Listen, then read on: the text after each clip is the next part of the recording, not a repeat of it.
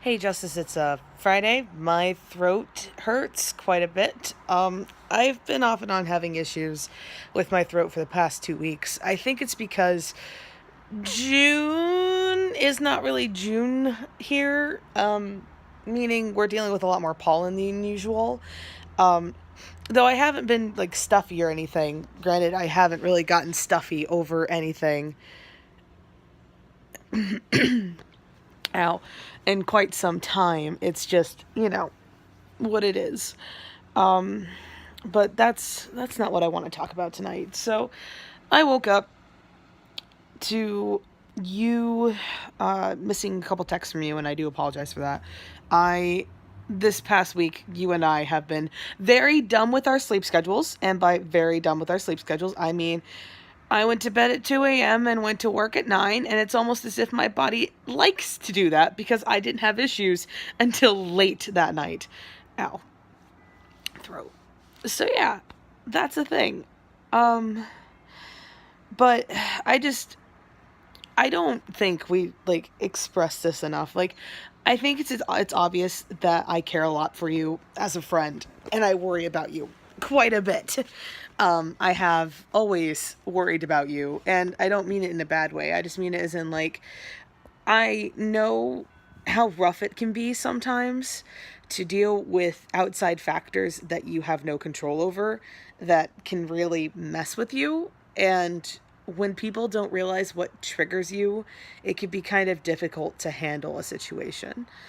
Um, I have seen coworkers get extremely flustered and start crying because they don't do stern talking very well. They were abused as kids, and anytime somebody will start, for lack of a better term, yelling at somebody, even if it's constructive, it would trigger them. And I know that saying the word trigger is um, a not a bad word, but it's almost like a trigger word in itself.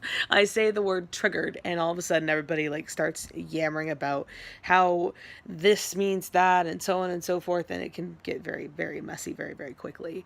But when I'm talking about the word like a trigger word or even like trigger situations, it's kind of almost as if you're dealing with PTSD and those kinds of things. Like, there are triggers for PTSD. I've literally seen my dad go into a combat role at age 45, hide under something when fireworks went off when he wasn't expecting it, because he has PTSD over that stuff.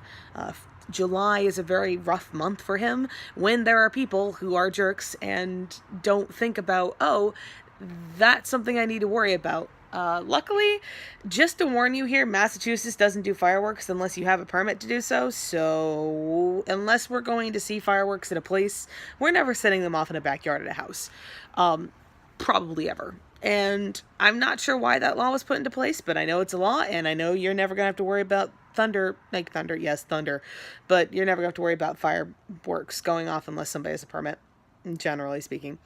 Generally speaking being the loose term for that, because I know that some people way out in the middle of the country do still do fireworks. We've watched houses for Brian and stuff, but we've heard it there. Brian being the person that we got the car from. That being said, I sometimes wish I lived closer to you.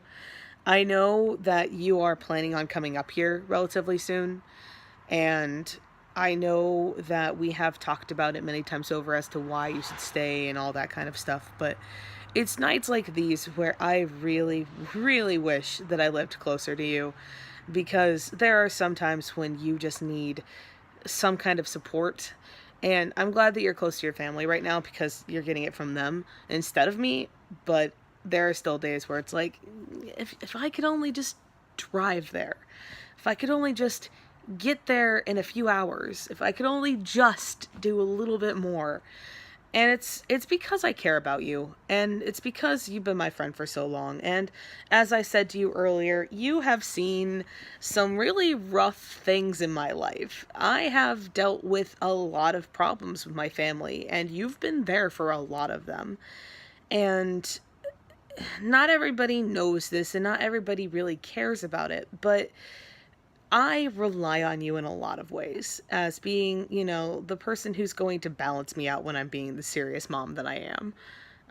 Or, the person who's going to step up and help me stay stable when I'm dealing with some kind of anger problem. I mean, you've seen countless times, and I'm not talking about the recent years, because I can't really, aside from there being a few times that I've really broke down while being in Massachusetts or being in Ohio with Josh, these are all times where I was living with my dad, I was living with my grandma, I was dealing with other things that I couldn't control as easily. And I just want to let you know that even in these situations, I'm here, I'm always on call, and I always will be.